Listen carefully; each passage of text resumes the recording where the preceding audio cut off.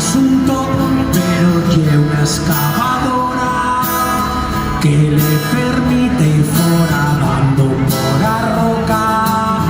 Deben tener cuidado con las filtraciones y no entorcerse. La tuneladora avanza al tubo y su metro a la hora, y por un túnel pasarán trenes y autos.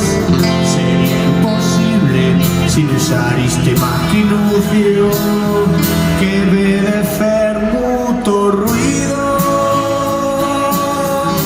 Y los obreros llevan casco, casi nunca les cae alguna entosta a cara puerca y botas d'agua. Y el ingeniero ya y fuera del túnel alumbrando está o infinito, pensando en cuál quisiera otra.